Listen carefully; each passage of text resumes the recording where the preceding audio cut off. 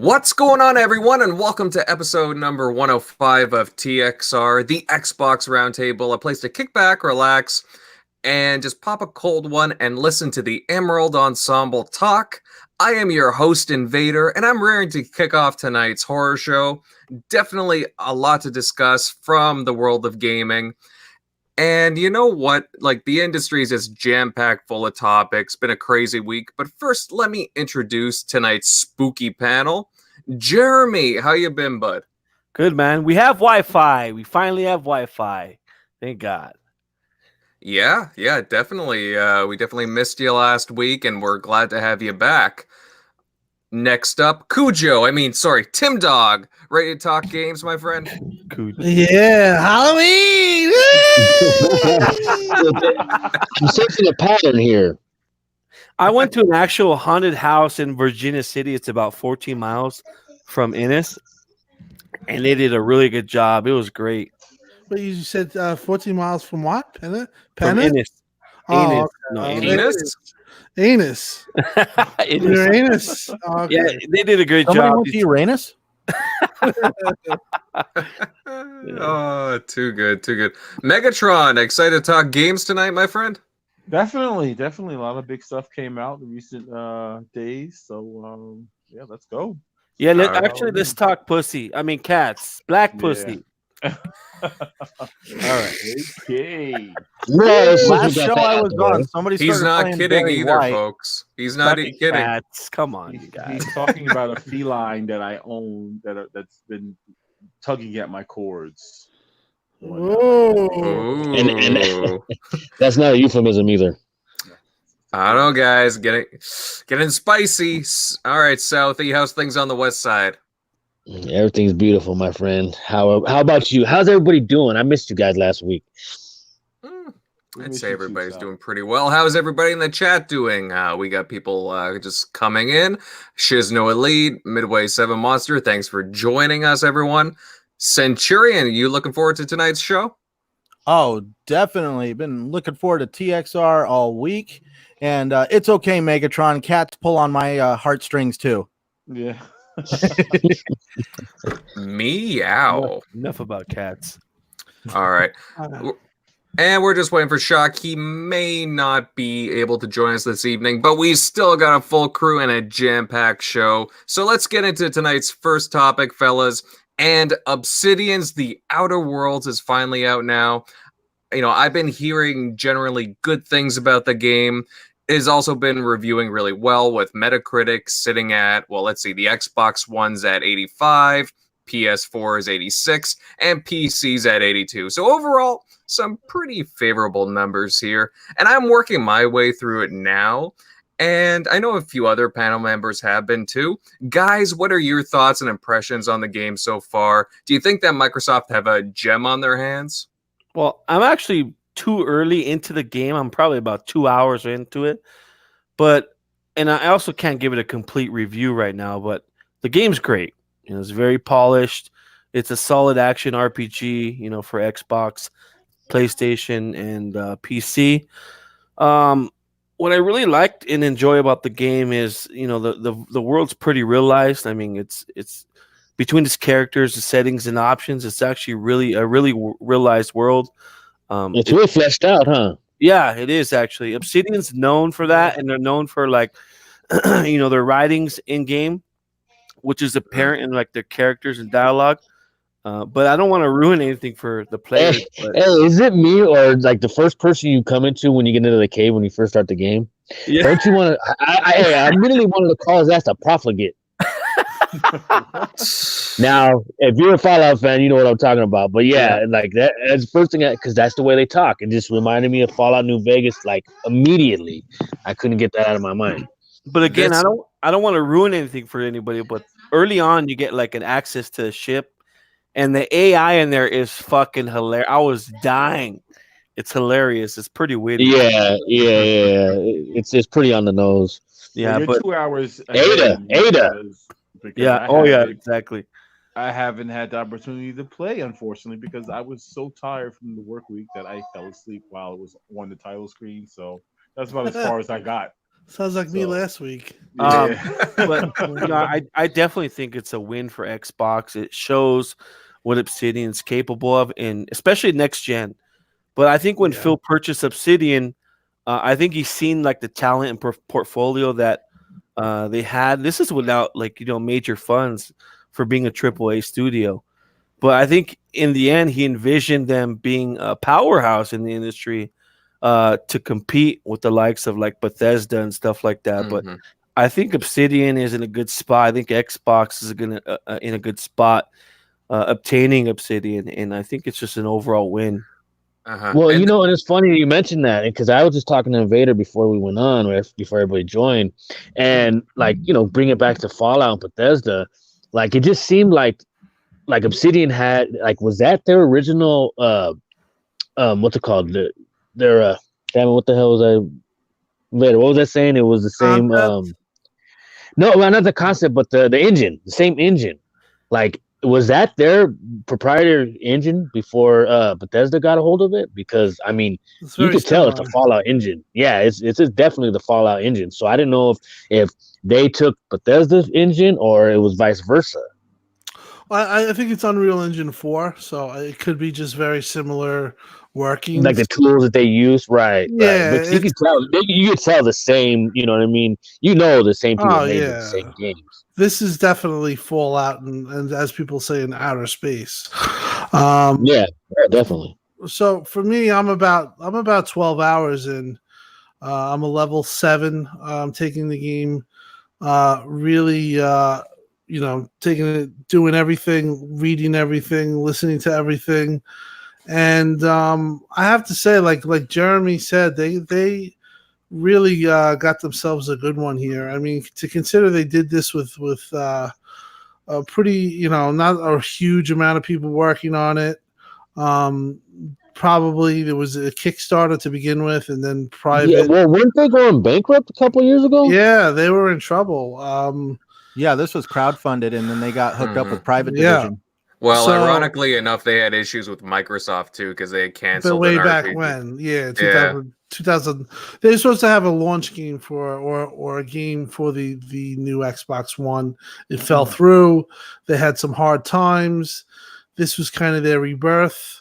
And, now they're at like 215 people strong, and they got funding from Microsoft. Yep. And Xbox is really happy with, obviously. Well, yeah, isn't it funny? Because when there was rumors of, the acquisitions, and people came out of left field because of the CEO or whoever was heading of Obsidian was talking a lot of shit about Xbox prior to them buying them, remember?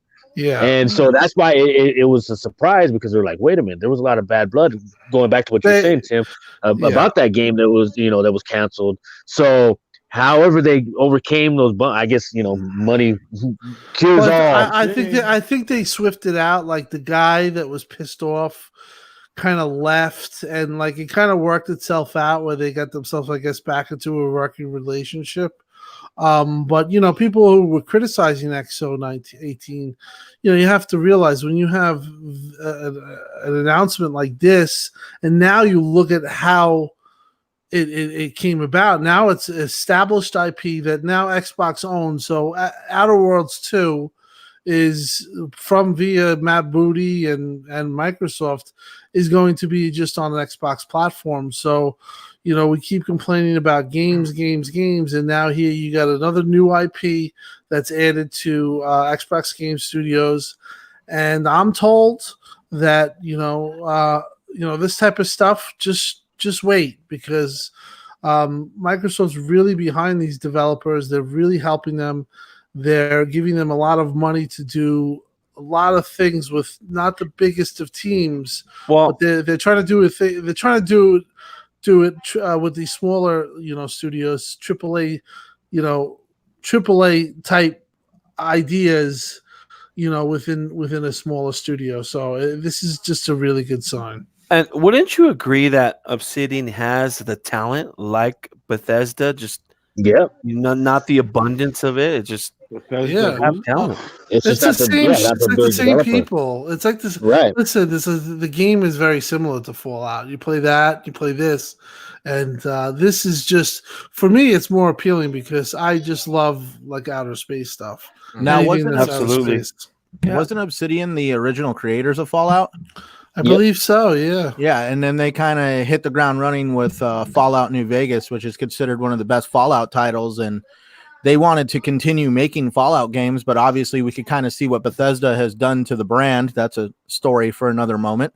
But definitely, so rather than trying to do another Fallout game, they wanted to take their love and create something their own. And the only funding that I thought that Microsoft has put into the game is the actual marketing. They haven't been giving them money to create the game. They said they would pay for all the marketing. So if this is what they can do on their own, I can only imagine once they've got full access to all the funding and resources that Microsoft can provide them. The game itself is amazing. I'm a huge sci-fi fan, so I have only heard one other person relate it to this, but obviously there's a lot of hints from Fallout, and it reminds me a little bit of BioShock. But I agree. I hear a lot of that. Yeah. I thought that too. It's like living the television show Firefly. Ah, yes. You see, I thought something similar. Yeah, because the minute I found out that I have a mechanic and now there's a priest on my ship, I'm just like, oh my God, this is turning into the Serenity and Firefly. Right. Yeah, you see, I love the aesthetics to it personally. You know, I got some of that old Art Deco feel to it. It feels like a really vintage, one of those vintage TV shows or movies from way, way back. And it's just really appealing to me. You know, it has a very unique look to it and setting. Well, that's what Firefly did. It's the most successful failed television show ever done in the history of TV, where they did one season and the Fox was not happy with the television show, so they canceled it, but it has a cult following. And it's spawned a movie, though, too. And a movie, and it's all weird because people thought it was like, wait a minute, you're going to do a space Western? How does a space Western work? And hey, well, it's Nathan Fillion, man. And so the Outer Worlds, that's like a best way I've been able to describe it, is like a space Western. You're out there with colonists and you're trying to just, live off, like at least the first planet I was on, everybody's just trying to make ends meet. And some people are living off the land while others are just working to their deaths in the mine or whatever you want to call it. And all that mediocrity too.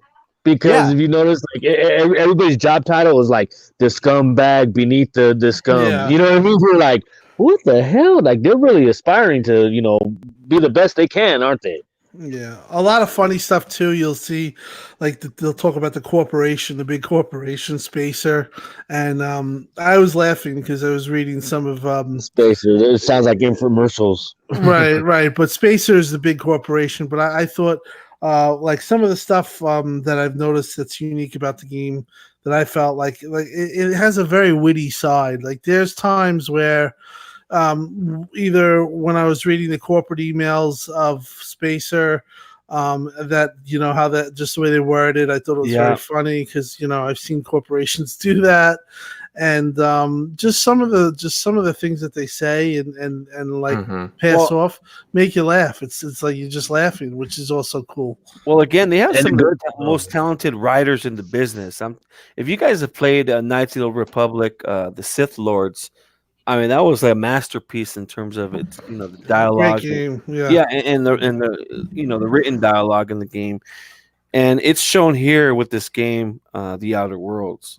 Mm-hmm. Now, would you guys call this a AAA game, or would it be like a little bit below that? It's a little bit below that. I mean, it doesn't have like you.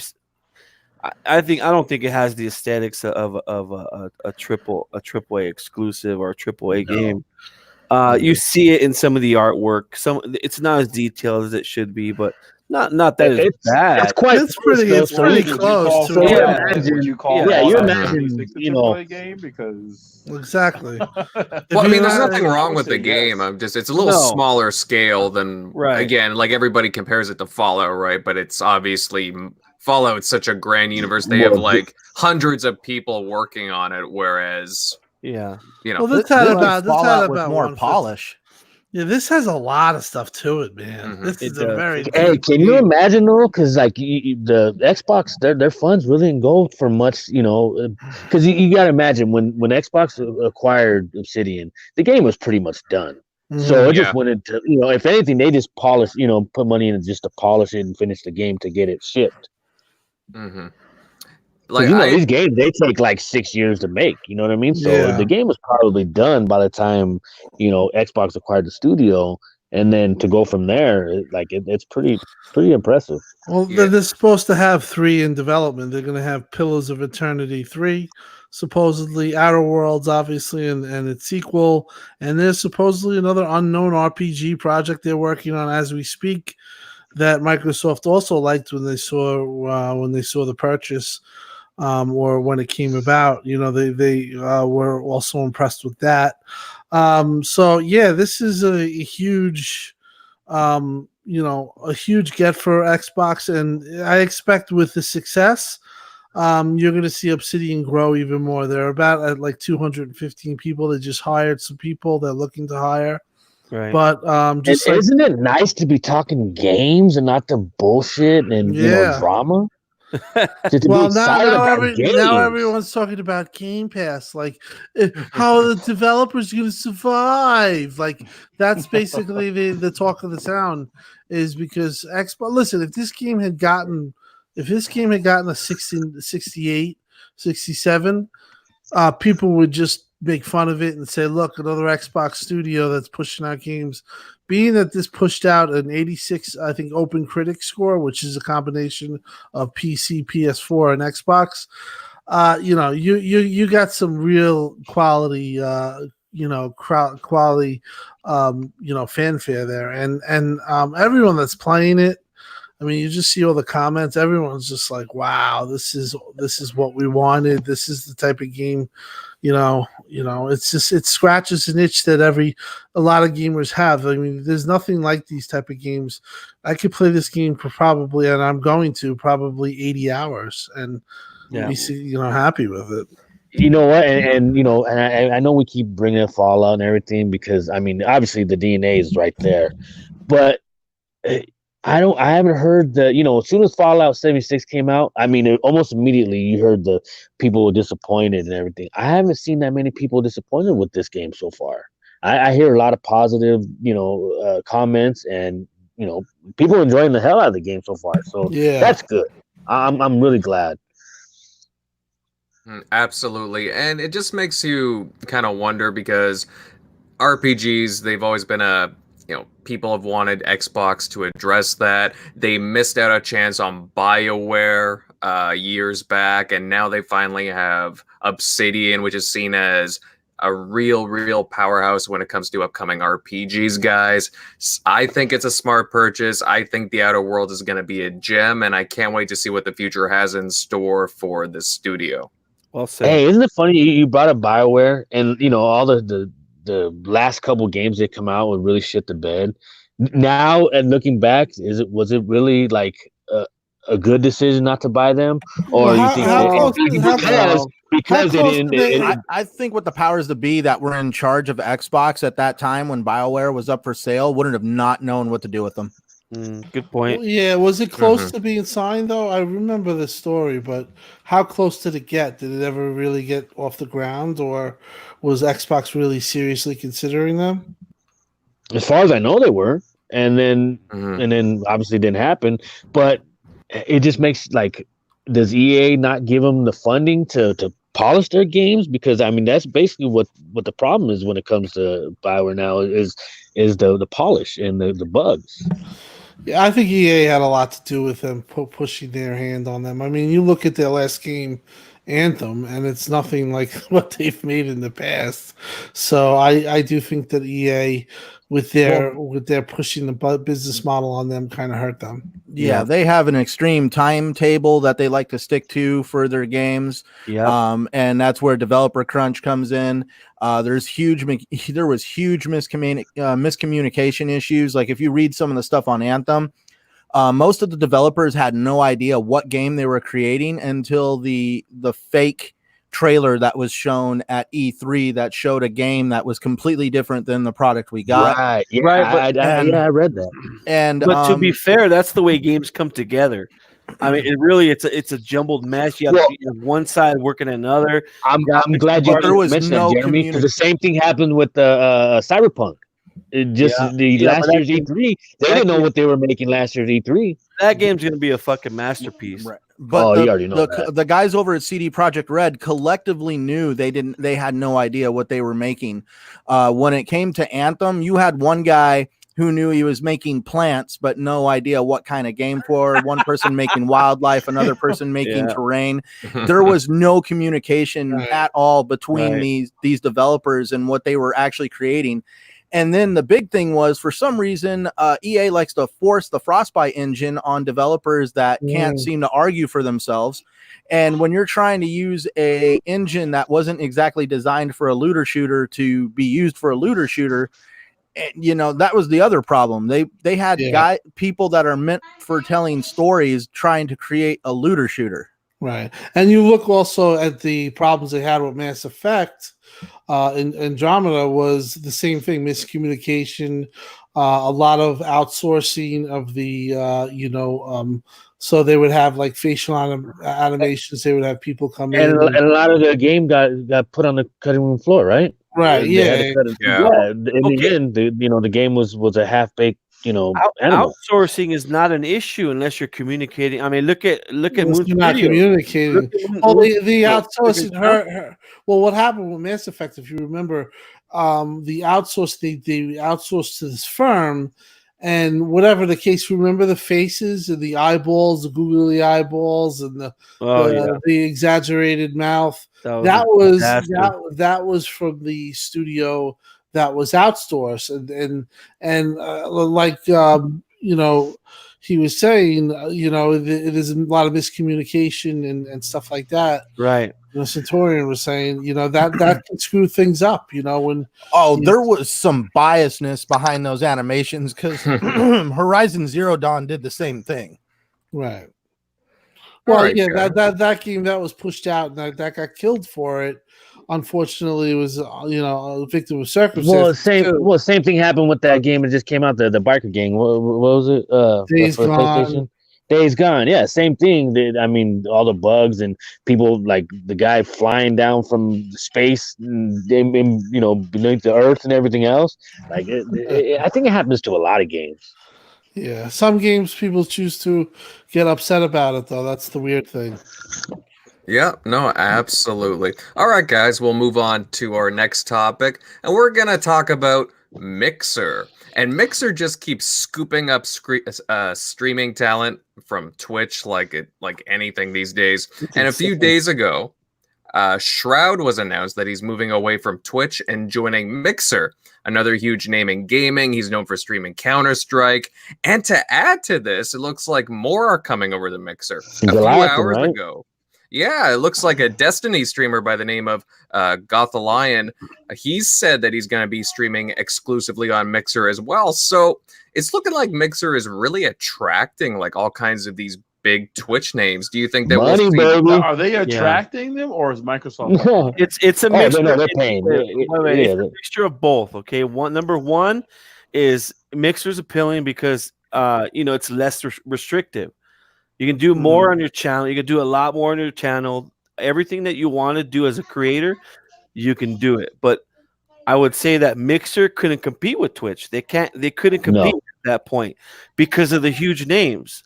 Especially, essentially buying a streaming audience is wise on Microsoft's part if you think about it, because it's attract more sponsorship, money flowing through the brand, et cetera, et cetera. But that's what needed to be done because their audience is already built in. And people are talking about it. Yeah, exactly. It's press. It's free press. Right. I've also heard a lot of the big... and add Megatron to the mix in and be like, look, make that announcement. You look at Mixer, and Mixer had 2 years going, and they really failed to establish a top Twitch. I mean, like a personality or somebody that's like putting in these crazy numbers. For the most part, Mixer did horrendous numbers, Right. and they needed. This is the only way to really, jumpstart it. It's like this is the way I would do it. You get 3-4 top streamers, and then everything else really falls into place. Well, you have people just sliding in now. Well, and, Right, and you see a lot of when you talk to these guys that they're jumping ship, leaving Twitch. They're saying a lot of the stuff that Twitch is restricting them, and Twitch wants their own program to go. They don't care about the streamers, and their program. They're worrying about their own. Twitch is worrying about themselves. They're not worrying about the streamers. So that's another. It's leaving a bad taste in their mouth too. So they're like, all right, well, cool. Well, then we'll just bounce. And Microsoft is more than willing to say, come on over, baby. We need you. Yeah, there's a lot of weird stuff happening with Twitch as well. As soon as these guys are moving over, Ninja had his issues. Like Twitch is searching or something, right? Yeah, like there was a lot of weird stuff that happened. And Shroud, just the other day, he was saying that like a lot of he lost his partner status apparently as soon as he announced it. Like there's a lot of weird stuff that happens. Like a lot of, I don't know, I want to say like revenge stuff happening on which is it. You remember what Twitch did with Ninjas is they left his links up, or they left his advertisement up, and then they linked him to the porn sites, right? Yeah, it was really, really underhanded what Twitch did. And then again, it looks like they're playing dirty. Listen, Twitch. I remember Twitch when it was going up against Ustream, and nobody was on it. So it's built itself to a point where it wants to be the only show in town, and for the most part, it is. But Mixer is going about this the right way. The way, if you want to get people, you do it this way, and they shouldn't be really doing the underhanded things that they're doing. But they're taking notice for sure. This is they get a couple more streamers. Then it's like wow, and people because a lot of people watch these streamers for like 10 hours a day. These, I see a lot of these kids, these young kids, like, Twitch and YouTube watching all these streamers. I'm like, wow, I us being, TXR or whatever, being, very well known, knowledgeable in gaming, it's really surprised me how much these kids these days are into streamers and stuff like that. Well, it's like TV to them. You know what I mean? So they sit there and watch for 8-10 hours, and it's like us watching football for 10 hours a day on Sunday night. Plus, they draw like I wouldn't say. Well, I could say like a hero worship for the young. They're the celebrities for Ninja, and then it just becomes a thing like you're watching a broadcaster like Howard Stern. It because like Ninja is at the point where he has such a following that he could come on and he doesn't even have to play a game. He could just talk and make jokes, and people would be happy. Well, Ninja's starting to make appearances on even television shows now. Wasn't he on that Masked Singer or something? Yeah, he was on Masked Singer. That's what I mean. He's starting to appear everywhere. That guy's starting to diversify. His brand is really exploding. Yeah, well, speaking about his brand, I was walking through Walmart the other day, and then I saw these Ninja licensed, like all his brand is on clothing. I was like, what the heck? That's in part to his wife, if I'm correct. Like his wife. Well, and I think Ninja, when he first jumped over to Mixer, that's what he was talking about Twitch. That they were basically pigeonholing him, so he couldn't expand his brand, and that's why he moved on. I was just to say, like, from what I've read and seen, a lot of the big streamers are getting tired of pretty much Amazon's politics, because that's who owns Twitch. And from at least some of the stuff I've heard, Amazon is basically quick to replace you. You aren't nothing but the flavor of the month to them. And if by some chance like they can make more money with someone else, they'll cut you loose in a second. And that's definitely one thing that Microsoft has advertised throughout their company and all the branches of their company, is that they don't want to treat people like that. And and it's funny now. You're just kind of like wondering who's next? You know, are we going to see a brown man or someone like that? Like, you know, who's Dr. next? Disrespect seems desperate. He keeps asking No. for some kind of a deal, and I'm like, dude, if they haven't called you yet, I don't think they're calling Dr. you. But he talked shit about Ninja when he jumped. He was like, "Oh, it was bad." He was talking on, you know, that guy. And then he came out and said if he know. got the same deal as, I mean, a better deal than Ninja, he would jump. And it's like, dude, Of course he got bad would. news. There's people that don't know who you are, but almost everybody knows who Ninja is. Right. So now- Ninja's namesake is like 50 times. So who's left? disrespect. Who's the big ticket on Twitch that Mixer could pull? Anybody know? Well, there's a lot. They have a lot of They have a Brad- few of them. Use Summit, which I I have no could clue. see. Summit could definitely. Summit's the guy that you said was being paid, which he wasn't. But Summit's the guy that did Sea of Thieves and was doing like Oh, 100,000. He was Yeah, fucking so- definitely be paid. No, Okay, I'm like, no. what is he talking? Oh yeah, all right. I know what you're talking about now. So Summit is a guy that they can go after, but like Oh you, yeah, speaking of which, who was the other streamer that was playing Sea of Thieves? And then Jeremy was saying, "Oh, he's getting paid for it." I Hey, can't remember his name. People still play Down that. there was paying him. People Just still tell play D&D? well, I one didn't thing know they still that like they said about the Xbox being less restrictive. You know, one of the things I asked when Ninja was had by Microsoft, I asked somebody and I says, are you guys going to tell him what to stream? Like if Gears comes out, he's going to stream that? And they said, absolutely not. We don't want him to be a product of us. We just want him to be who his personality is. He's free and he can do whatever he wants. Great.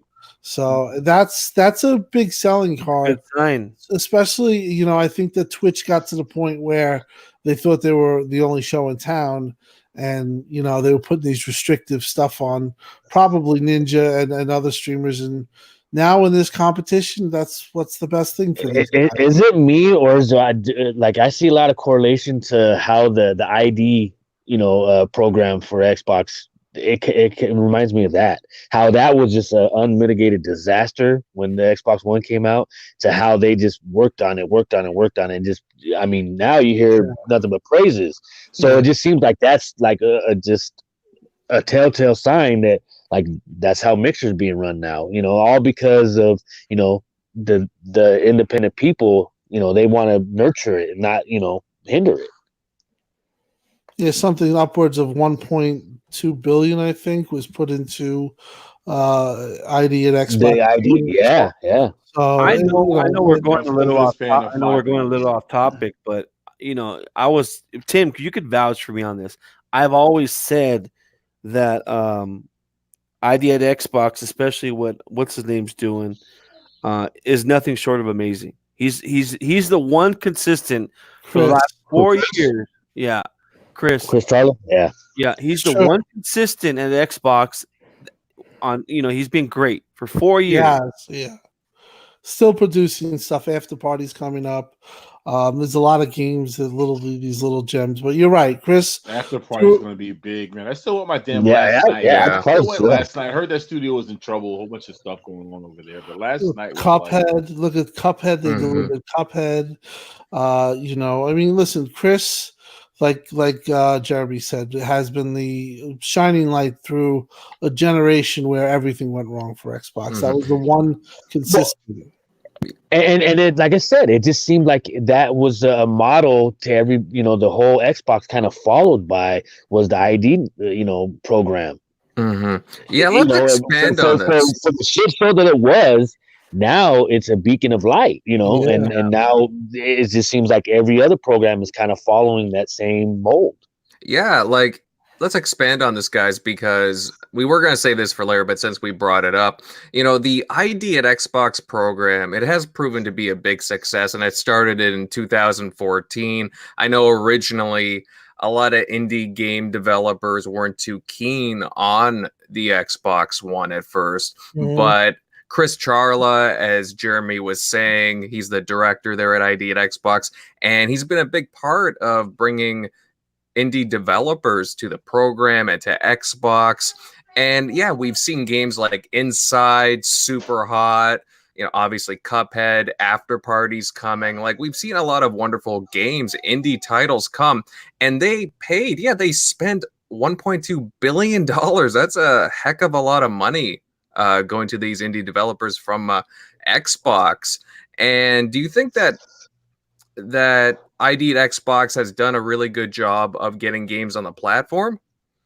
Oh yeah, absolutely. They've done a great job. If you look over the course of the 3 years, they've brought some titles that haven't been on PlayStation to ID at Xbox. So definitely. Well, I mean, come on. We all know that the ID are the ones that are pushing the envelope when it comes to new IPs and new ideas, because all these big developers are too scared to go outside their box. Absolutely. What are some of your guys' favorite indie titles on the Xbox right now? Jeremy, come on. You're Mr. Independent developer.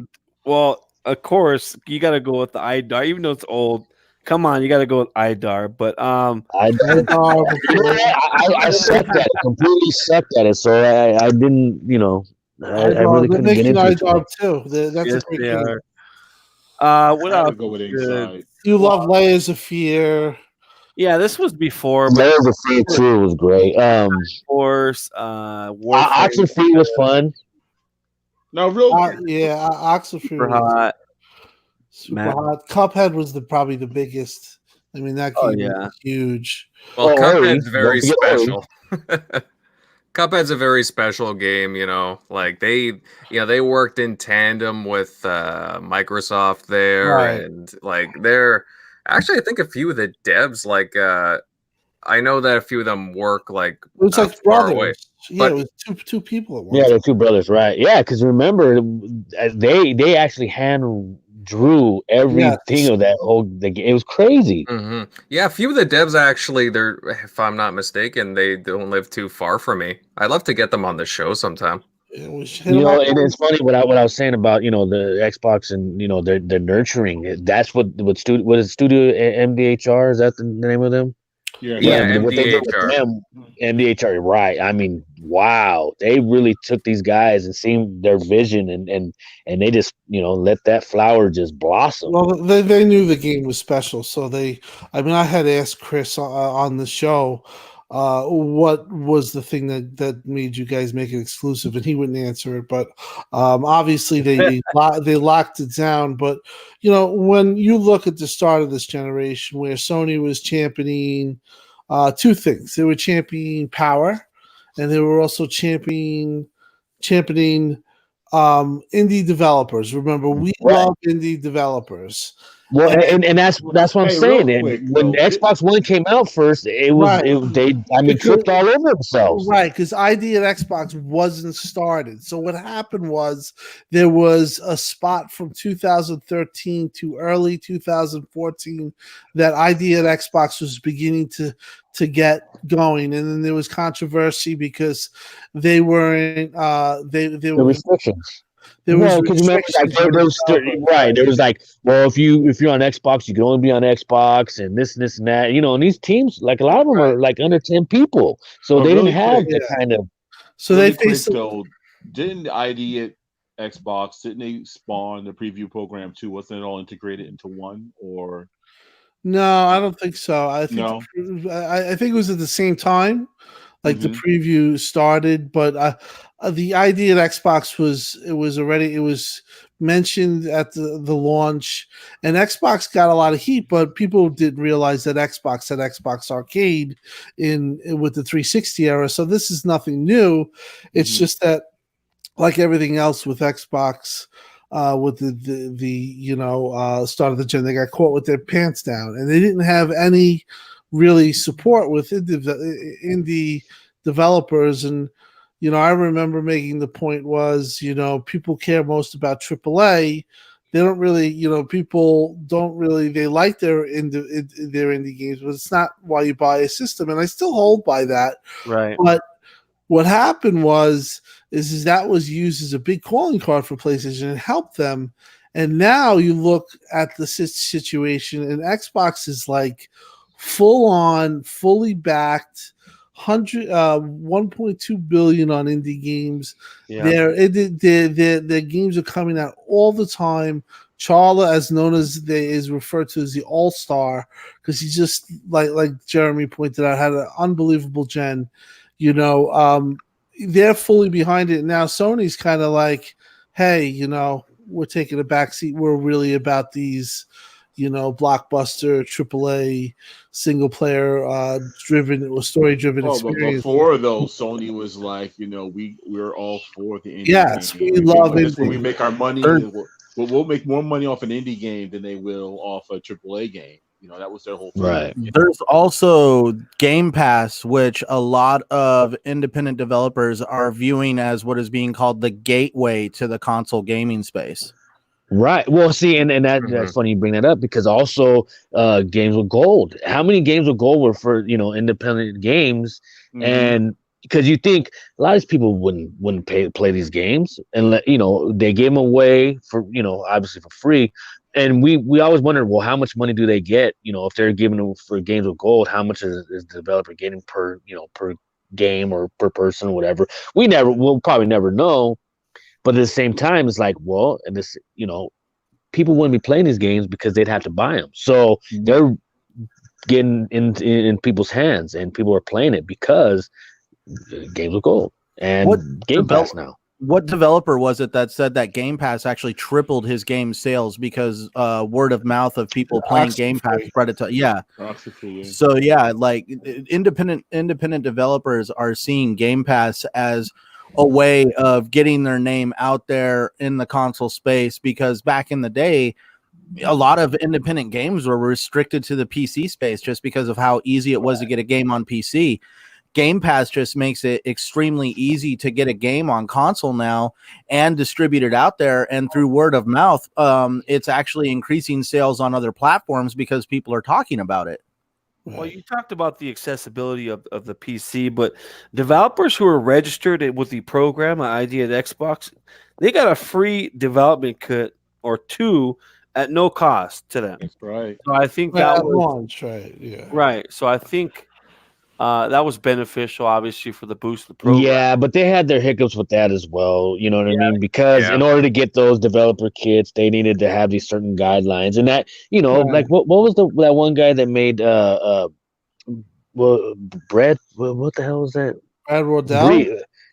Braid. That was the name of the game. Remember, he talked so much shit, and a lot of people after that kind of followed in his footsteps and jumped on the hate train, and Xbox, they this and that and the other. That guy made a lot of money off his game. Christopher Blow. Yeah, because what was the game that he made? It was a PlayStation exclusive. The Witness. But then it came to Xbox. The funny thing about that is like we talked about that. One of the things was, remember that Phil had made the statement that he treats his Xbox gamers as first class gamers.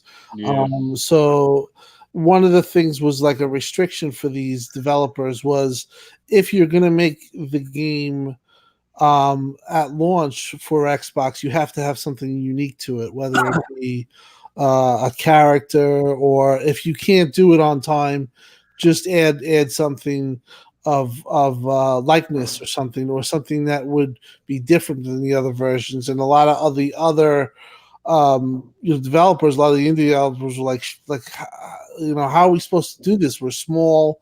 And there was a lot of things in the beginning. I remember they said they weren't getting paid on NeoGAF. They said that they weren't getting paid, and they were putting out these games and not getting paid, which was all just mix-ups or funds weren't released. But I remember I told Chris about it. He was very upset about it. He actually fixed that issue. But, like the beginning of ID at Xbox, and maybe we'll have Chris on one day to talk about it, was very rocky. It was very rocky. But right now, it looks like, as we see our own indie it's a first-class model now. Yeah, well, I think their industry said that. Their industry lead idea at Xbox leads the industry right now in terms of content. And what do you guys think the biggest indie game is out right now? It's still kind of like, damn, that's a tough one. I want to say Rocket League. I mean, that was a lot of that. Yeah, Oh, content yeah. was based around Big. that. Yeah. Still big. There's a lot. Like Hollow Knight gets a lot of love right now Yeah. too. There's a lot of indie games. There's Is a Ori considered an indie? no. Doesn't No, because it's Microsoft own the Microsoft IP? Studios. It was at first it was an indie, but yeah, Microsoft, they scooped them up real fast.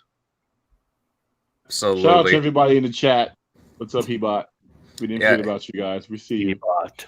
Hey, he bought Indie Gamer. Ibato. Dreadpool's in here. She has no elite. Thanks for joining us, guys.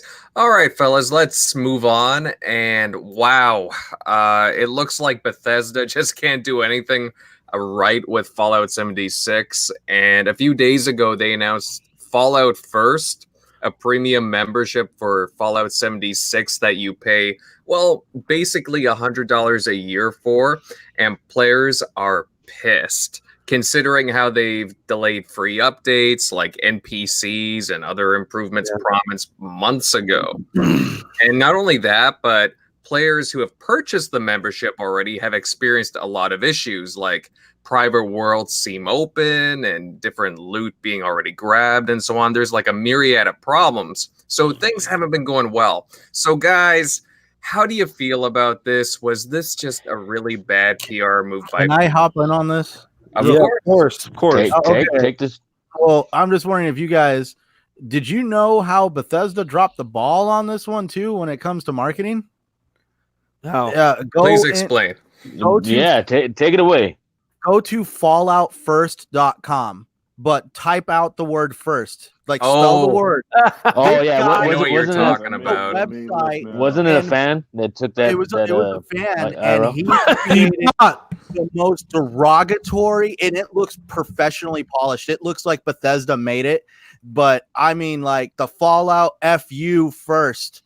Oh my! I mean, like, because the F word is all over that site. I'm not going to sit here and drop F bombs on the show, but I mean, like, he called the tent the sex tent. I mean, like, oh my god, and it looks exactly like Bethesda built the site. So this guy really knows his stuff when it comes to web page design, and he swooped that site. And because they didn't buy that domain, because they didn't buy the domain name. I'm looking at it right now. Yeah, oh my god, dude! My God, he's got a long road ahead of him right there on trying to get that taken down. Is this legal? Oh, it's probably legal. very Absolutely. very illegal. Well, they didn't scoop it up. You know, Well, they should have. got to take down the word Fallout. He's using Vault Boy. There's obviously some copyright infringement, but that's going to take months in court to just get a cease and desist. But until that point, the damage is probably already going to be done, which is hilarious. But yeah, you know what? They should just take this L and roll with the punches and just, what? You know how they came out on stage last time, at E3 and admitted all the mistakes and the glitches. This should be one. But how go with can the they punches. do that a second time? Like, I don't know. They keep misstepping with Fallout. It's like that was their crown jewel, and they shit all over it. How? Now, Jeremy, you were heavy into Fallout, right? I'm probably the only one in this group who has played a significant amount of Fallout 76, and I love the game. I mean, I really do. I played a lot of it. I remember I got into it. I thought it was a mob mentality, and I was like, let me play this damn game thing. Same thing with my friend that we know. And you enjoyed it. You know what? But see, listen, here's the thing. I enjoyed a little bit of it until they glitched out, and they kept glitching, and I just... how many people in the group bought the $200 version of the game? Raise your hand. I wanted to. I did. Sal, if you can attest to that. I did. I got the power. Oh, so you got the fake bag? You got the plastic bag? They give you. I've got the action figures and the map and everything still rolled up in the box. I mean, I thought it was going to be something special when I got it. You know what the funny part is? The helmet is got its own cheap issues too. It just sits on my entertainment center. It's definitely something that I will never use because I don't want it to break. I mean, like, I hate calling it cheap, but yeah, definitely. The one with the mold? Ventura, you get your money worth for it right now. Just turn the camera on and let's see this damn helmet. Oh, dude. I'll send you guys a photo in the DM. I don't got a camera on my PC. But the mold issue was actually with a helmet that was sold exclusively at GameStop. It was not the Power Armor Edition helmet, thank God. But guess what? I also don't wear my helmet 24/7 and breathe deep into it, so I don't got to worry about mold and other stuff growing in it because it just sits on my entertainment center. But yeah, I bought this game. My friends bought the deluxe version of the game. We were all excited, and then obviously it was a downhill ride from there.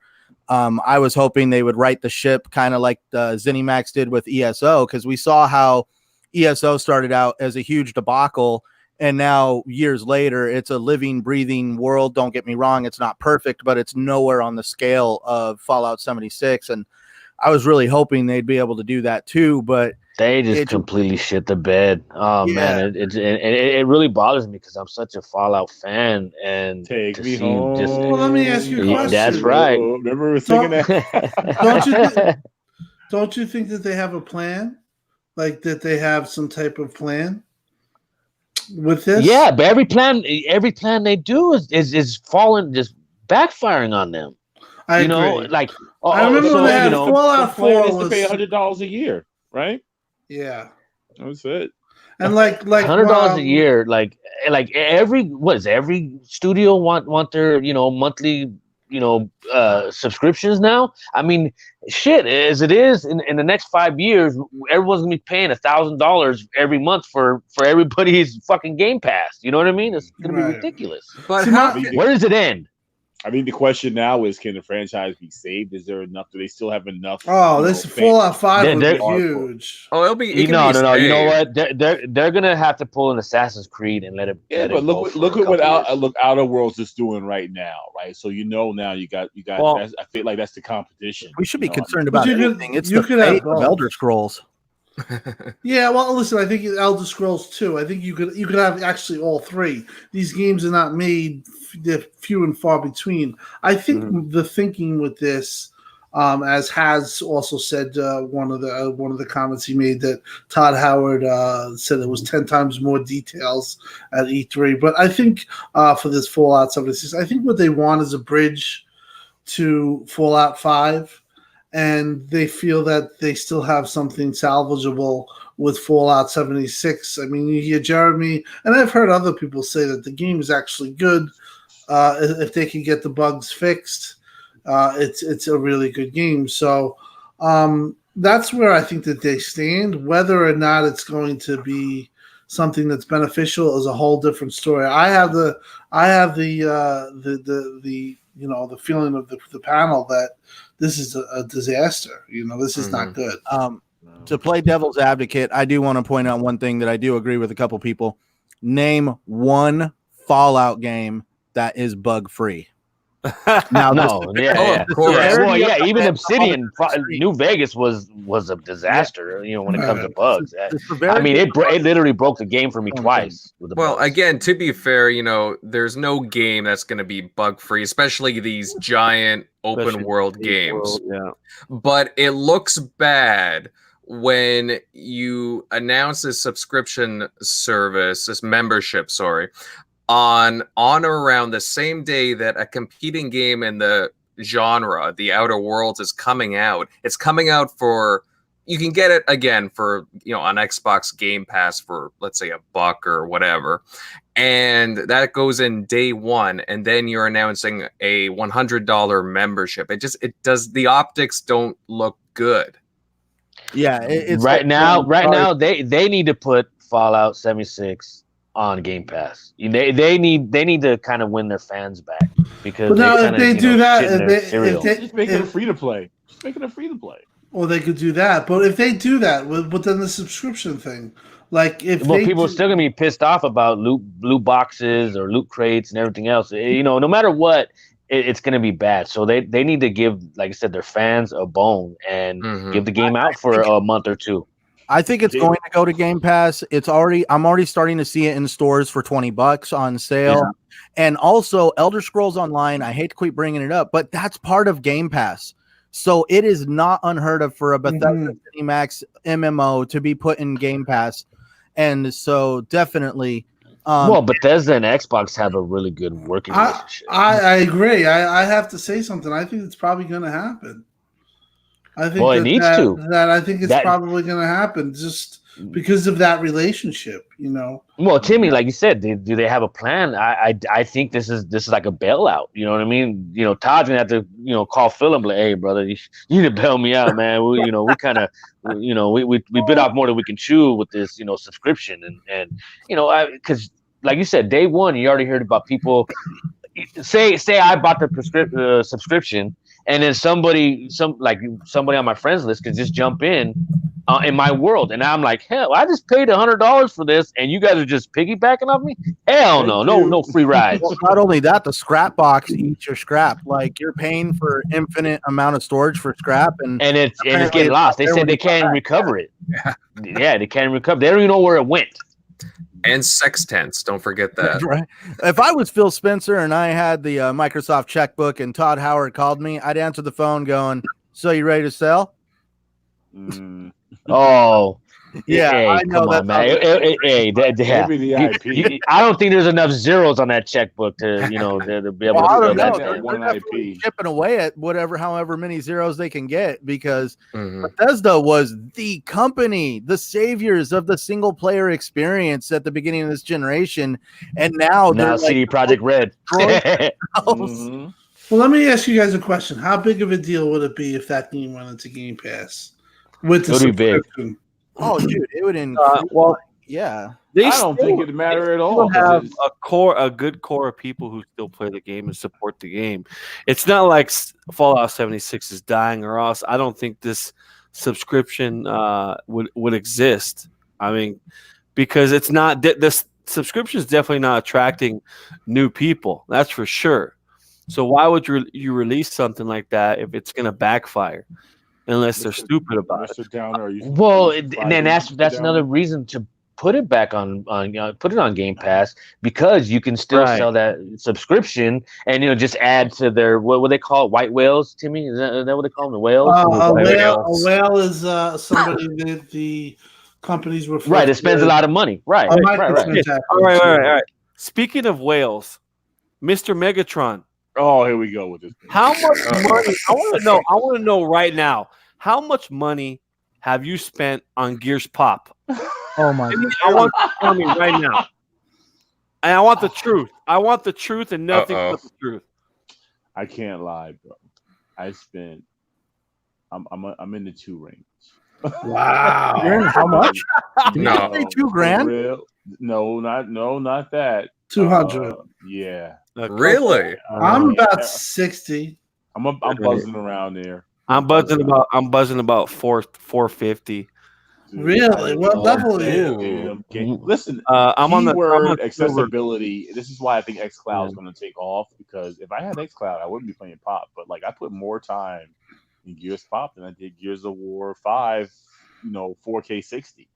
That's only because my downtime I'm at work. It's right there. Yeah. It's just wait, Megatron, you're not on xCloud yet? No. Oh, rub it in, Sal. Pour the salt in my eyes. Wait! How in the hell? You're right hand man. You're Mr. GameSpot, bro. How in the hell? All he has to do is ask. But I'm gonna. I know. I'm gonna ask. I haven't called. I'll ask. I'll ask later. The one thing is, it's only 4 games, so I have. Right. So it's really gonna be advantageous to do it when they start to push out the games. Okay, from what I've tested, it's awesome. Tim. Mm-hmm.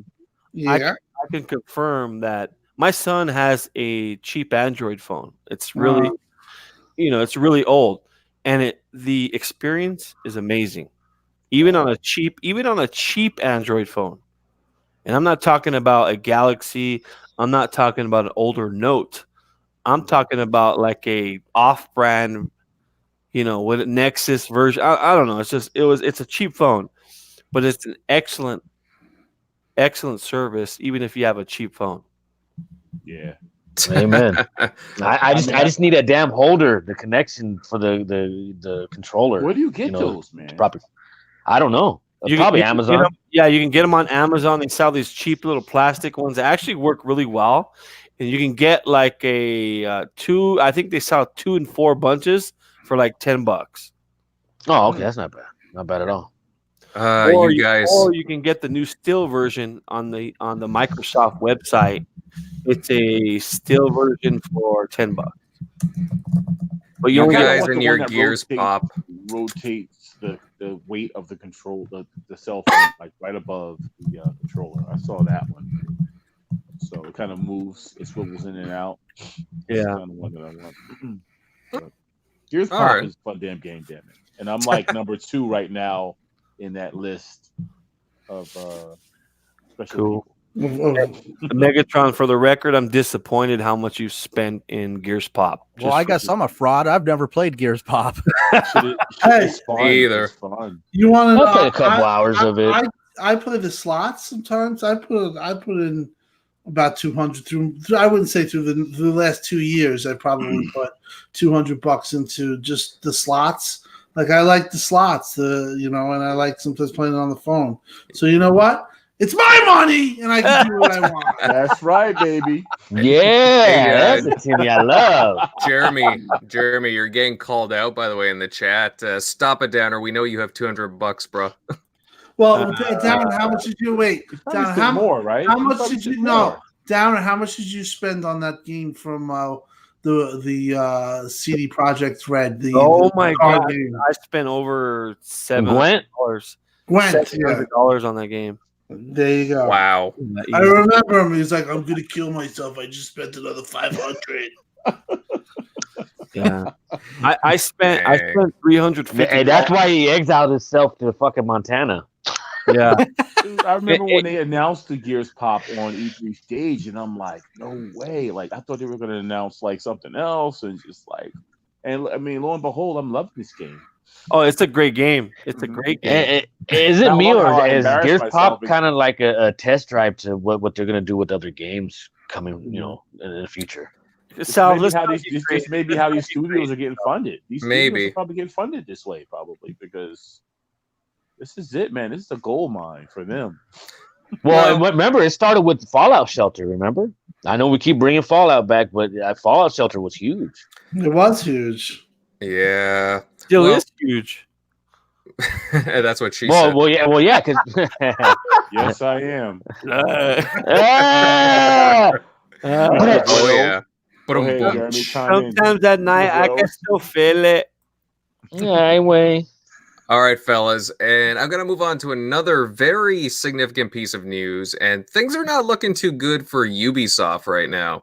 And a few days ago, the publisher actually admitted that the recent releases of, Ghost Recon Breakpoint, obviously a week or so ago, and even the Division 2 going back a few months were commercial disappointments.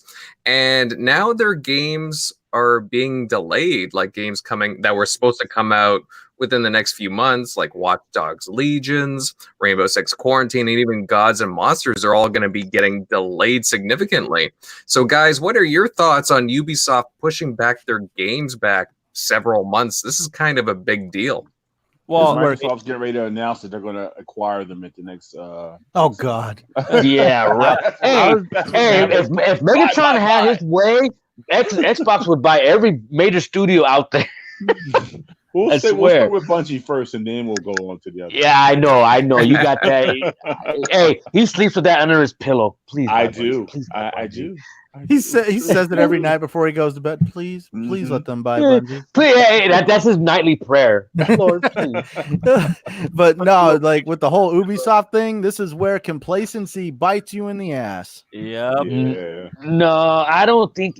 You know what? Honestly, Ubisoft is kind of ahead of the curve when it comes to stuff like this, because they going back to Assassin's Creed.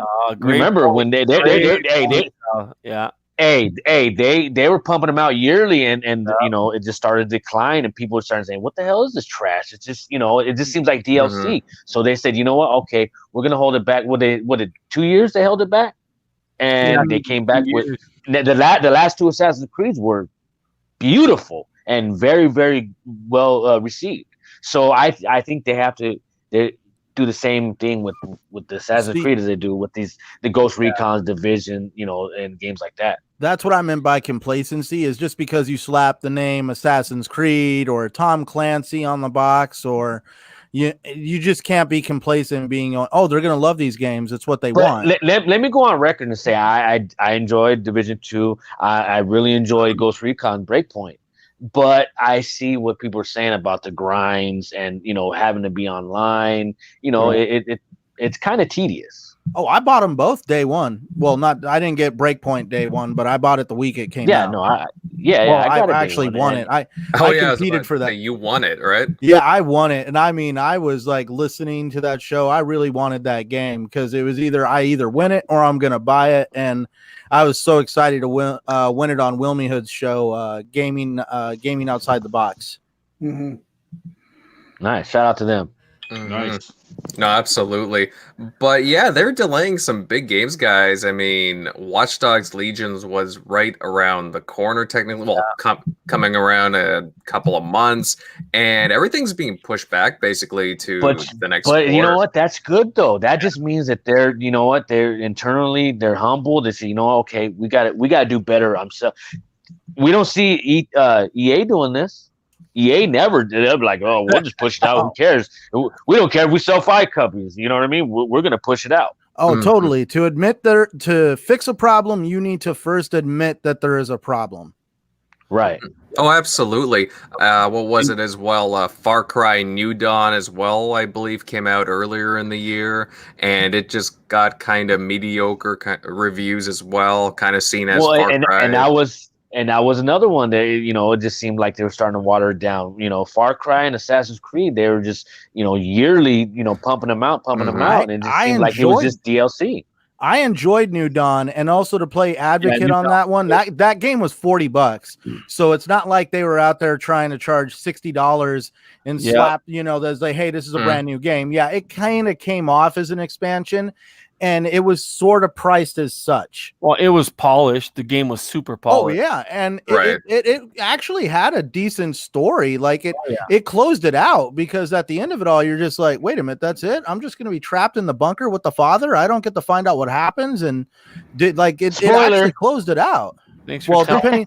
The funny part is, thanks, man. I was just about to get to that part. Thanks. Well, there's actually 3 possible endings in Far Cry 5, but Far Cry New Dawn only deals with that specific ending. You actually had to get that ending. If you got any of the other 2, it wouldn't make any sense. Now, I know that companies like Activision and EA, they get hit because they constantly release the same titles over and over again. But we see the same thing from Ubisoft. Like, hey, let's give, like South said, let's give them the benefit of the doubt. And they've proven themselves that maybe a refresh or a delay is not a breather. Yeah. I'll tell you what they need. They need Splinter Cell. They need Sam Fisher back in action. There you go. But why haven't they? So they, either they don't have a good enough storyline or a game, because obviously there's one in development somewhere. They're too busy trolling the fans on Twitter about that game. He pretty much announced that they were making another one, but I think they have a problem with the writing in the game. So I think they're looking for, like South said, story. Who knows?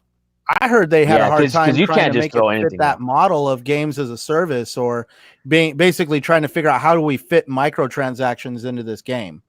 At least that's what not in a Sam Fisher game. I'm sorry, you can't. Well, and that was one of the difficulties they were having in creating the game. At least that's one of the articles I read, was they were having difficulties figuring out how they would weave microtransactions into the game and make them look like they fit. I disagree, because the Mercs versus Spies was a great starting point, and I think they could do something like that in terms of like microtransactions and purchases. But I mean, who knows? I mean, maybe again. I mean, who knows what's going on? It's been teased, like they've teased it in recent Assassin's Creed games, and I'm sure other stuff. Like, it's just annoying because they keep toying with us. Something seems to be in the works, but I don't know. Well, that's they're what I said. holding back. Somewhere deep down that they're working on a game and they're just trying to get the story right, or the right mechanics worked out. And I wouldn't be surprised if they don't announce it in the next several months. Now, wasn't there a rumor floating around saying that there was a Splinter Cell game that was years ago already completed and playable, and some people had actually gotten to play it, but they decided to never release it? It wasn't completed, but it was definitely a real game. Mm-hmm. Well, and the same thing with the Rainbow Six. There was a Rainbow Six. Remember, what was it, the Patriots or something like that? Yeah, Rainbow Six Patriots. Yeah, and that was almost done, and they scrapped it for Siege. Yeah, and that's the thing about Siege too. It came out in 2015, if I'm not mistaken. Yeah, it got off to a slow start too, and then now it just took off. Well, but that's again, Ubisoft is good at what they do, so they're not above looking at themselves in the mirror and saying, okay, you know what, we need to take a breather and go back to the drawing board and get shit right. I'm glad you brought up Ubisoft and Siege, because have you seen the article that Ubisoft is actually suing the person that's responsible for creating pretty much most of the cheats and hacks that exist on that game? And they as a result, the guy has actually shut down his website and everything. He was charging people subscription services, so every time Ubisoft would come out with a way to stop the hack, he would figure a workaround so that way they could get the updated version of the hack. I mean, apparently he made over hundreds of thousands of dollars doing this, and they finally figured out who he was because he did an interview with BBC over there in Europe, basically exposing who he was. Oh, nice. He should have did one of them ID channels, As popular as Rainbow Six Siege is, I still miss the old Rainbow Six style. Yeah. Me too. I couldn't get into Siege whatsoever, and there's so many people on my friends list that love Siege, and I was so bored. I'd play with Macca. Macca was huge on Siege, and I was just like, I didn't. I need them to have another Ghost Recon game, I miss those kinds of militaristic shooters. And so you don't like the open world? You want the the focus? Not everything has to be open world. Ghost Recon, the first 1 or 2 was always open world, wasn't it? If I remember. No, it was pretty linear. Yeah, it was just a large world though. Yeah, but not everything has to be open world. I mean, don't get me wrong. I don't mind them experimenting, but there seems to be a trend these days. Well, it just seems when it comes to Division and the new Ghost Recons, they pretty much seem like the same game, just different costumes. You know what I mean? So that it's kind of hard to differentiate that as just a random player. Yeah. No. Well, again, we'll see what happens with Ubisoft. I wish them well, but it is kind of interesting that they are delaying these games, and I hope that these games turn out well. I don't know. I'll always be a Ubisoft stan, so I'm biased when it comes to Ubisoft. So, well, hey, fingers crossed. I'm really keeping an eye on Beyond Good and Evil 2, so fingers crossed that has a release date of some sort. But we're gonna move on, guys. Right in towards the end of the show, but it looks like our buddy Mike Ybarra has quickly found himself a new home. And a few days ago, it was announced that Ybarra will become Blizzard's new executive vice president and general manager. So pretty hefty title there. Good for him. And obviously, Blizzard has not been having a good couple of weeks. It's been kind of a PR nightmare for them, really. Mike's going to be starting his role on the 4th, right after BlizzCon. Guys, what do you think of this? Is this a good fit for Mike? There's no doubt in my mind that Mike's going to improve the brand at Blizzard for gamers around the world. That's the bottom line. Mike's a gamer. That's why. First and foremost, anybody knows him knows he plays a lot of games, and he's definitely a PC guy. And he's a huge fan of Diablo too. So you can see that passion in his tweet when he said, and I quote, "We will work with all of our energy to serve gamers with incredible content and experiences." That's what he said. So you can hear it. You can hear that passion in just a tweet. So I think Blizzard is in great hands. And again, it's a huge loss for Xbox. I'm sorry to say. It is. It is. But hey, listen, I was once told that nobody is irreplaceable. So We'll see. Yeah. But hey, listen, I would take his I role at Xbox. Anybody announce that? Like, what would be taking? Who's going to be taking his spot at Xbox? Well, wasn't when he no, first got when he heard- got his VP, wasn't he co-VP? So I mean, he was basically sharing the title with somebody else, right? What I heard is that his title's been split up to 3 different people. So, Oh, wow. Yeah, his title's getting, moved within 3 people. What that usually means is that Mike at the time was so good at what he did, he took on more responsibility. And, I don't think that's it. But I think what's going to happen is they're going to end up hiring another VP who steps up to the plate. this is what I heard. So it's pretty good source. Trust me. Mm. It's splitting his job split in 3 ways. Maybe one day we can get him on the show and he can tell us what he can tell us or whatever. But the fact is that there's no replacing Mike. Like I said, I believe 2 shows ago, when you lose a guy like this, these guys don't come so often. And for Blizzard, it's a great thing because he's a gamer, and they needed a W, man. Yeah. They've been just getting wrecked with the PR lately. Yeah, you know, they've been getting killed. Oh man, yeah, they definitely needed some good news, and they definitely with Mike coming into the picture, it's one of quote unquote us. Going over there. So that's good, man. And I wish nothing but best. I shot him a message, just, tell him, hey, man, good luck in your new spot. I hope, nothing but success for you. Do you think he's going to be streaming like he's been? I don't think so. I think he's I think right now he's definitely going to dive in head first and get his arms and hands dirty, right. messing with, because right now Blizzard's kind of in a bad spot. If not just what's been going on the last week, but the last like 6 months with the layoffs and stuff like that. So they got a lot of work ahead of them. And first and foremost, they need to announce another Diablo. Before it gets too late. Yeah, ever since BlizzCon, they've been taking a lot of heat. I mean, that last the announcement was a Diablo game, but it was a cell phone game, right? It was a mobile Diablo, game. Yeah, and people were upset because they thought that we were going to get a new Diablo game because there's a lot of Diablo players, including him. Console, PC. There's a lot of fans. I'm just wanting to propose the question that I've asked a couple people on. Do you think now that Mike Ybarra is there, is he going to use his connections that he's made over the years in Microsoft to help kind of foster and create some kind of cooperation between Blizzard, Activision, and Microsoft Xbox? I thought the same thing you did. I thought the same thing. Because, we all see like Activision is essentially the gatekeepers of Call of Duty and also anything that is Blizzard. And now Mike Ybarra is there.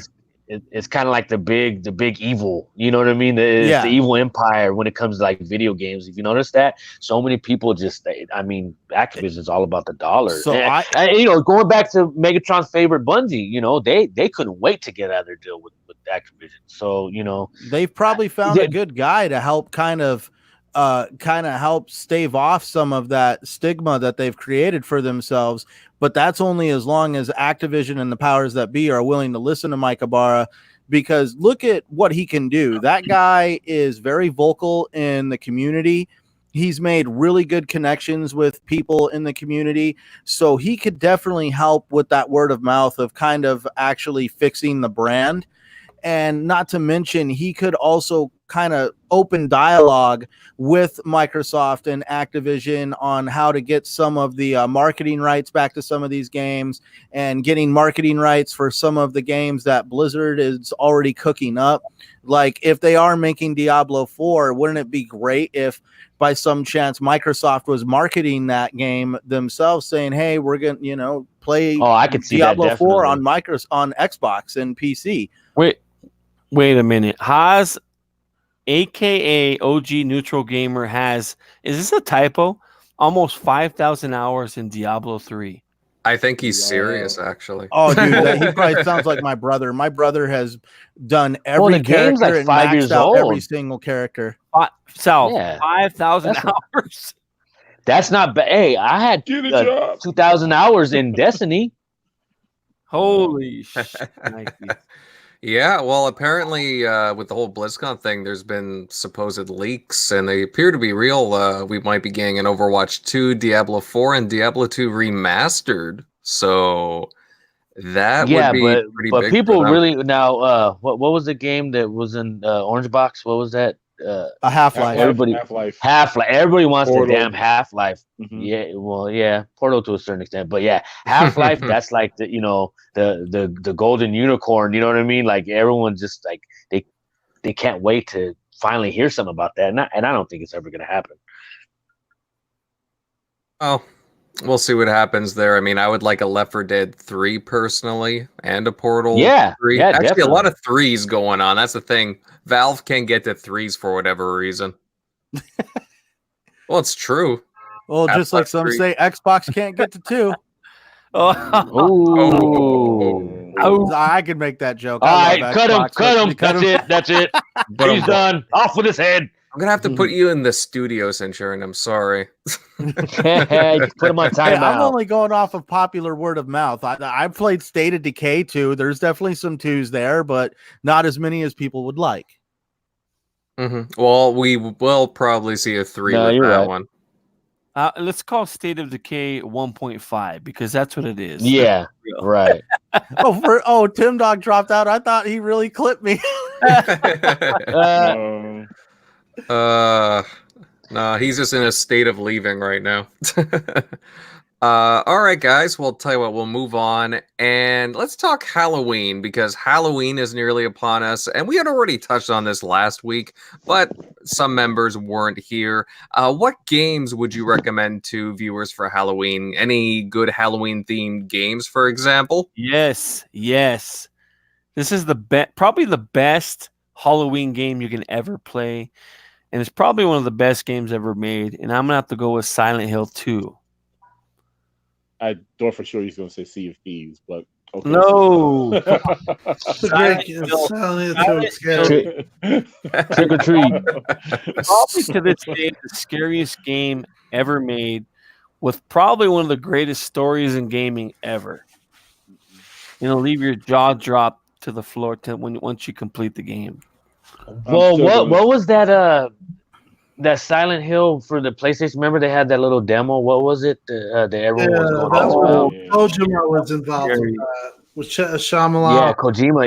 Yeah. But it was a Silent Hill, wasn't it? Yeah. Silent Hill. It's called Silent Hills, actually. Now, are we allowed to? yeah. Are we allowed to name events in games that are actually supporting Halloween? Yeah, Sure. That for some reason I play a lot of online games all of a sudden recently. But with ESO, you have the Witches Festival that they do every October, and they celebrate Halloween. You even got stuff to kind of get yourself in character in the game. I've also been playing Overwatch with some of my friends, and they're doing a Halloween event. And it's kind of like the Revenge of Dr. Frankenstein, but they kind of like work some of the characters to do this quirky little thing for Halloween, and they have all the Halloween skins. And then Destiny 2 is obviously gearing up for the Festival of the Lost, and I'm actually looking forward they to always that. do something for Halloween. Yeah, Destiny always did something. And there's also always the great first player classics like Dead Space. Those games were absolute fun. Resident Evil. Dead Space 1 and 2 were magical. Yeah. Oh my god! Hey, Dead Space 2, when you go into that one spot and all the candles and the dead. Oh my god, that was so freaky. Yeah, for me, my recommendations, because this is something that I personally love, scary games, and the scarier the better. But it was my game of the year in 2016, which is Resident Evil 7. Yeah. If you can play that, you can play it in VR too. I heard it's unbelievable in VR. Also, I just finished Man of Medan. If you do have a PlayStation 4, I want to play it. Yeah, play. I want to play that. Man It's of on Medan sale, is actually. good. But Until Dawn too is a game that I think people should check out. Oh yeah, too. great one. Oh, absolutely. For actual like Halloween themed games, there's a game by Double Fine. Actually, just it's a small title. yeah, You know which one I'm yeah, talking about. Trick or Treat. Yeah, it's a trick or treating game. It's you know what? It's actually pretty cool. Yeah. Costume Quest, actually, Costume Quest 1 and 2, and they're both pretty interesting. I've had a good time with them. Yeah, I remember that. I always call the game Trick or Treat. You know what I mean? So yeah, it's basically what you do. But hey, you know what's funny? And now I'm gonna say a game, and it's totally not like a horror game per se, but it freaked me out for some reason. Like I don't know why. I've never been that scared of a game before. 50 Cent Max Blood on the Payne Sand. Well, Max Payne 2. Max Wow, I was gonna say Viva Pinata. I hear you, That Sal. dream sequence when he's Yeah, walking Hey, around. yes. Oh, When you're going that you hear that you're following the baby? blood, and oh my god, and you fall, and that blood, that when he screams and he's falling, Yeah. I don't know what it was. It scared the It's shit out of me. Yeah, it's pretty unsettling, especially some of the themes they have in that particular zone that you're in. It's pretty unsettling. Yeah, dude. Hey, that bothered me like to my core. You know, because I mean, when you play a horror game, you kind of anticipate zombies or murderers and this and that. But that was just so like abstract. And I was like, what the hell? That game was honestly, Max Payne is one of my favorite games. It is freaky. But that sequence too, it's a very memorable sequence. I remember playing it, and then you would have him, and Max would always be like, like he would talk, and he was always like drugged out, and he was like, "Oh, the pain." He took drugs, I think. Yeah, he took Vicodin. I mean, I wish some of the stuff that they used to create. With a lot of the stuff that goes on today cannot be created today. Do it, no. You probably couldn't do it. I mean, you basically took painkillers every time, right. and he would, he was like the pain. He was just, it was. Yeah, hey, now it'd be all over the news, like, oh my god, these games are people need to. Trump would be like, ban all games. You had to bring that up. Damn it. All right, time to end the show. Well, what about even, let's say, thriller games, for example, like Alan Wake? Like, Alan Wake can be really creepy at times. Yeah. Hellblade, very scary at certain times. Fish is really good in omega 3s. Has anyone here ever played Outlast? Outlast is creepy. Yeah, I go ahead. No, I haven't played it. Hey, Layers of Fear 1 and 2. Both games are really, really good. Part 2 is so polished. Oh my god. Yeah, there's so many. Yeah, one I'm starting to still wanting to check out is Blair Witch. Yeah, I just started it. Yeah. Matter of fact, I just looked at that. I downloaded it, but I hadn't started it. I've played and beat it, guys. It's I'm a Blair Witch fan, and it really does in a lot of parts bring back the nostalgia in a lot of ways to like because it's set in that. Yeah, it does do a lot of fan service, and it feels like a really authentic experience. And there's definitely a lot of creepy moments, to say the least, especially towards the end. I won't spoil anything. Hey, remember when that movie came out and I actually thought it was real. Yeah, that was weird. For a while. Well, it was unique. Because remember, remember it was the early days of the internet, pretty much, and people didn't really know. Right, so you didn't get the spoilers like you do now. When it actually also started out on the internet. The movie was originally released as like on the internet as like so because remember back in those days it was fun to download illegal music footage and stuff. Yeah, right. And they kind of treated it as like something like, dude, I found this movie on the internet. You need to see it. Well, and then it kind of grew into what made it into theaters. Check this out. I remember me and my lady went to go see it in theater, and I got nauseous. She thought it was real so bad, in fact, that when she went home at night, she was crying. I couldn't sleep, screaming at night because she thought it was real. Wow. Yeah. I thought it was real too. Honestly, it bothered, but not just the nauseousness, because I did, the camera shaking and everything. That, oh my god, I was like, "Whoa," but I thought it was real. I remember my wife and I, we went to see it, and we were like, but like we didn't even talk the whole ride home. We were like, what the hell did we just watch? They were like the Shit. birth of a genre of filming that Yeah. had never been seen yet, and obviously the only other movie franchise I could think that ever kind of was able Super to 8 duplicate. or Paranormal Activity. Just Oh, that yeah. whole Well, idea. yeah, of, remember like, Super something 8 come and off as what was the real. other one that was like that? The one with the fake Godzilla. What was that? Cloverfield. Cloverfield. There you go. That was Yeah, pretty yeah, the good. found footage. I can't stand. You know what's Who really was it? scary? You know what's really scary? Barney. I mean, that purple freaking dinosaur. Oh my god. I Big Bird love scared the shit you. out of me. Big Bird was something wrong with that bird. I punched me right in his face at the place. Actually, it's funny you guys bring up Blair Witch. I had a message from Xbox Game Pass, and they said that since I completed certain quests, I had a free code waiting for me for the original Blair Witch movie. Nice. Oh, nice. It's a classic. How are they gonna make money if you're giving away the movie?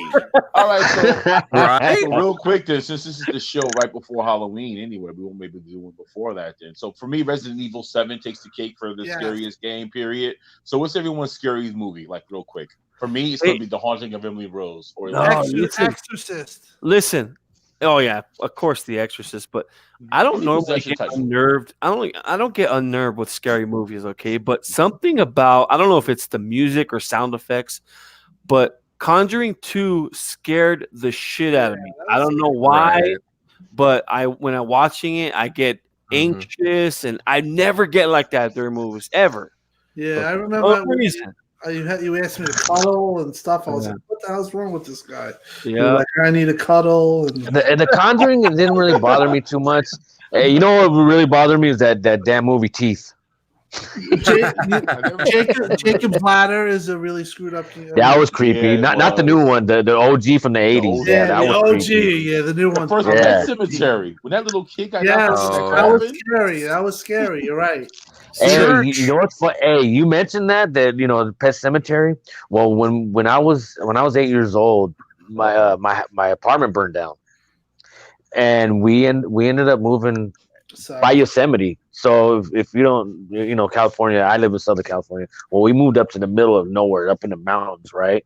And my mom was a single mother at the time, and it was the three of us, my brother, my sister, and I, and my mom, and we moved out to the middle of fucking nowhere, up on this mountain, right? And we're like literally living in like a log cabin, and this is a true story, I swear to God. Well, come to find out that the people that lived in our cabin previous were like devil worshippers. And they had a pet cemetery on the fucking property. I swear to God, I wish I made this up. It was a pet cemetery on the property, and we didn't know it was there. It just, us being little kids, we found it. Wow. Well, hopefully. Okay, I'm gonna go now. Okay. Hey Tim, that tops the hotel, the haunted hotel you stayed at in LA. So. That was a weird place, man. Megatron that was freaking me out. That was weird. I'll tell you the truth. I there was one night I came home from E3, and the place. What was the name of the place? Do you remember, Megatron? I don't remember. Jeremy, he picked you up there every day. Yeah, it was a famous LA hotel. Some 5-star hotel that you spit mad though on. Well, it wasn't. It was for the nostalgia of it. Basically, Ghostbusters was filmed there. Oh, Hotel Sedgwick. No, that was the name of the movie.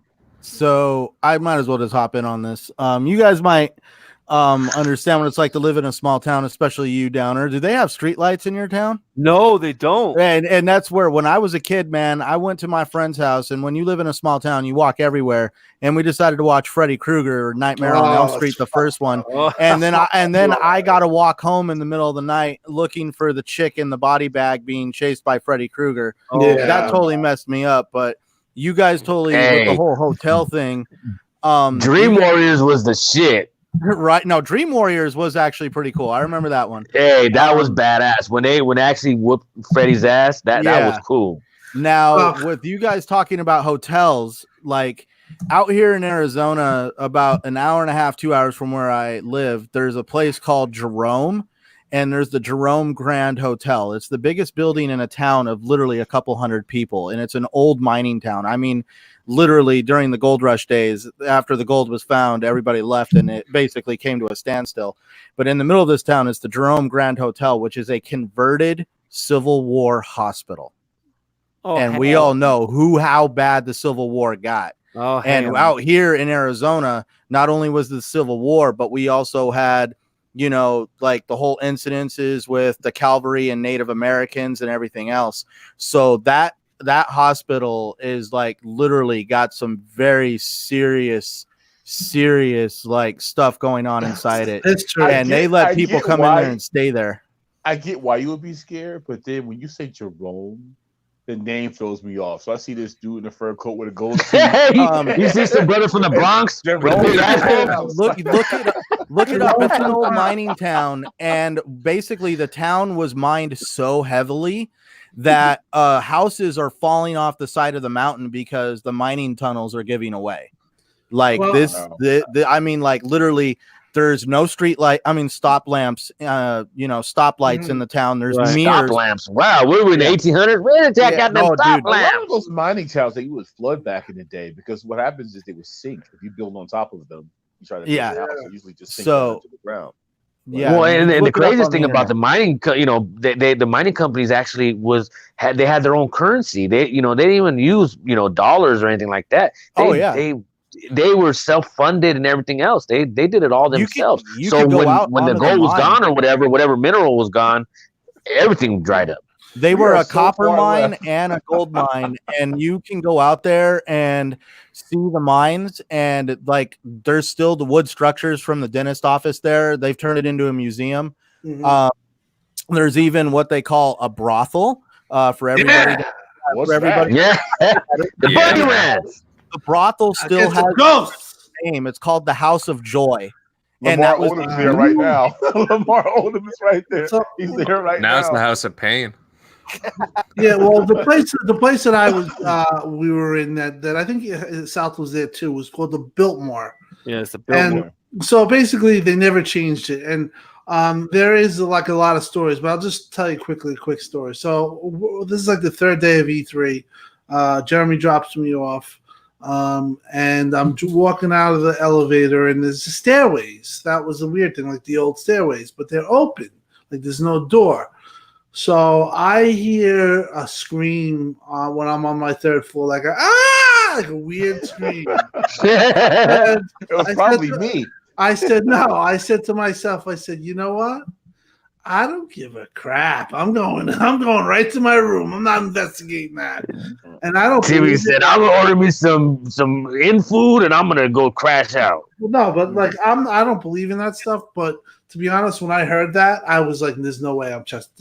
I don't care. This could be some lady in a dress bleeding or something." Hey, bro, my mom brought us up in the church, so I believe in spirits and shit. Now, I'm not gonna sit there and say, "Oh, hey, there's haunted this, that, and that," but I believe in their spirits. Fuck, I'm good. I have a little story too. My aunt, she lived in Whittier at the time, and she went to this revival. I don't know what you call it, one of those Christian retreats or whatever. Mm-hmm. Now, when she's not huge spiritually now, but back in the day when this happened, she was living obviously with her husband and her children at the time, and when she woke up one day, she seen the actual demons, and they were trying to pull her away, she said, from her actual bed, and then she was screaming, and the husband was like, what's going on, and she's, they're taking me. She woke up, and there was bruises all over her wrist of the alleged demons trying to take her. So, well, hey, do you guys remember the movie The Entity? Yeah, I remember. Yeah, the old school movie The Entity. Well, that was filmed in San Pedro where I live. Damn. So yeah, like, I can show you the house. Hey, Jeremy, I can show you the house that it happened at and everything, bro. Like it's a true story. And now, if you guys don't remember, but you're talking about, demons. Well, in the movie, the woman got raped by a demon. Sheesh. Yeah, it's a crazy movie, but it's based off of true story. Man, Now, went I don't so like I far- said, I don't know if you believe it or so far not, to the left but with everything. Talking about demons and rape and well, we're talking about scary movies, right? Power of Christ compels old you. gold mines and you. No, I'm getting scared now. You guys, I'm facing. I got a window open. I'm Well, looking. Invader started off talking about, "Ooh, it's a spooky time." Invader, when this show ends, make sure you edit like certain parts of this stuff out because Can I tell you a secret, guys? What's up? I see dead people. Sorry, I had to. You want something really scary? Well, it started off scary when it was talking about black pussy, but it's Right. And then it kind of got weird when we talked about the haunted brothel. Jeremy's like, oh, I need the number. I'll buy that for $1. I bet it goes. He said, "I'll be $4.50 in that." It's probably cheaper. I'll say this though, guys. He said, "I'll give it my gears pop." I love scary movies personally. Yeah, I just find them interesting and entertaining. Not so much that I'm actually scared. yeah, me too. But because the subject matter to me is just very. I find that scary movies have very interesting like storylines. But same with games. The Exorcist to me, like even though I love it, at the same time, like there's still parts of it where I'm just like freaked out. Not so much because of what I see on screen, but the sound. Yeah. Oh yeah. That movie honestly is in a league of its own. I mean, Oh yeah. Oh yeah, it always will be. My daughter, who's 14 years old now, Mhm. like I said, do you want to see this scary movie? And she loves scary movies, so I showed her it, and she was like, yeah, that's pretty scary. She thought The Conjuring, like Jeremy, was much more scarier. But like for me, there's nothing. The Exorcist, forget it. When that whole thing, I read the book, I've seen the movie, and I still get scared. Amityville Horror, The Exorcist, Emily Rose, all those possession movies scare the hell out of me. Yeah, when it comes to demons and stuff, it's too real to me. Yeah. Jeremy, I mean, Megatron, you beat the shit out of a demon, though. No, that's probably hard.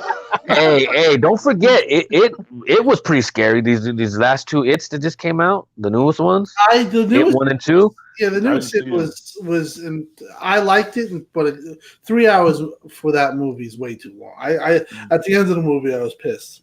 Mm-hmm. Yeah, I was actually kind of the same way with me. Yeah, they could hear it. But it's scary. It's the scary parts in it for sure. And the It one was I would say better for sure. Mm-hmm. What was that Keanu? It one was really spooky. It was really spooky. What was that Keanu Reeves movie where he was like a demon or so? He was playing like the devil. Devil's Advocate. No, yeah, that was good. But it was that another was one. scary. Constantine. Constantine was I liked. Oh, Constantine was good. Yeah. They both were good. Yeah, good old You ever see Keanu. this? The Xbox DRM was fucking scary. TV. Oh my That god. shit was possessed. He was going TV. Don Matrick. And the Kinect was really haunted too. So Oh yeah. Oh yeah, that was a Conjuring. Yeah, somebody dress up as Don Matrick for Halloween. Well, that's a scary sight. Yeah. Somebody showing up at your door with a Kinect in hand. But anyways, guys, it's been a fun time, but the show is now going to be coming to an end. And thanks everyone that joined us live, as we greatly appreciate your ongoing support. We certainly love talking games and hanging out with everyone in the chat. And if you enjoyed tonight's show, then definitely share it out. Also, we are on a variety of podcasting services, so definitely check them out in the description down below. Guys, we're going to get out of here, but first, the outros. Jeremy, where can Downer fans follow you at? Only on Twitter. That's about it. Lone Master Who 07. That's Unless it. you're an evil spirit, you can follow me Yeah, on exactly. Shout out to my boss, who's happens to be the mayor of Ennis. He actually subscribes to the show and is now, as of Tuesday of this week, an Xbox owner. I think you guys had a large part in that. He was strictly PlayStation, but now he purchased an Xbox. He listens to you guys almost every, obviously every show, but Nice. he's a fan now. So Who is this? Your That's son? dope. What, your son? no, my boss. His boss. Yeah, Jeremy's son's the mayor of Montana. Yeah, Ennis. Ennis. He's the mayor of Ennis, not Montana. Ennis. Dr. Ennis. Don't touch my penis. Oh no! We gotta get the mayor on Jeremy's here. unemployed. You gotta get him now, on. like- He's a good guy. Oh, the banter! I can just imagine it. All right, Southie, where can Emerald Crew fans follow you at? Well, you can always hit me up on the Twitter sphere. You can get at me at Southbound 110. Yeah, tweeter. Yeah, just holler at me. You know what I mean? Say hello. No, you don't gotta be shy. I'm all right. I'm friendly. Yeah. And, I hope everybody has a nice holiday. Be safe. Enjoy your time with your friends, family, and whatever. And much love from the TXR crew. All right, now Tim Dog, where can the ghoulish, the very ghoulish Xbox ghostly fanatics reach you at? You can find me He in said, my... I'm in a small neighborhood. No, I'm Twitter every Tuesday. I'm Twitter every day. You're Twitter every Tuesday. On the X every Tuesday. Every Sunday I'm out here. We talk. We sit back, take a drink, relax, and talk the next. Hey, Timmy does sound drunk though. What you been sipping on, I bro? was Long gonna say, it Island. seems like He's he's trying to getting Long louder Island as too time goes early. by. My wife is gone, so I'm actually making a pizza right now. I'm just having fun. All right. All right, and Mr. Innes, that's the penis. Oh man. All right, guys, you heard it Jeremy's right fired. here. Jeremy, you can find Jeremy on the unemployment line. They don't even have internet in freaking Montana. They don't have YouTube in Montana. Oh my gosh. He's on a dial-up right now. Oh, too good. Megatron, where can everybody follow you? Oh man, I'm always around. I'm on Twitter or whatever. You can Just find them. see You what- can find them petting that black pussy. No, stop it. I mean, I'm on Twitter, or either you can find me on Gears Pop or you can find me on Xbox Live. So Twitter is Megatron_1975, and my gamer tag is Megatron1. Hit me up. All right, well, we got to start Patreon for you for your microtransactions. Yeah, right. Much appreciated. Feed All right. my Gears Pop addiction. You heard it right here, folks. Centurion, where can everybody follow you at? You can always find me on Xbox Live, Twitter, and YouTube at Centurion1307. And then I always kick it here with you guys on TXR on Sundays. I do Saltiest Gaming Podcast on Thursdays and the Shop Podcast on Saturdays. All right, fantastic groups. Busy as always. man. Yeah, of course. And guys, I'm Invader. You can find me on YouTube, Invader Gaming, and of course on Twitter at Invader_1986. It's been a fantastic show, guys. We ran through all kinds of topics. And again, I hope everyone has a fantastic Halloween. Be safe, enjoy lots of candy, scary movies, whatever it may be, fun costumes. And yeah, let's get some scares on. All right, take it easy, fellas. Yeah, happy Halloween. Yeah, see you next Sunday, guys. I want to suck your blood.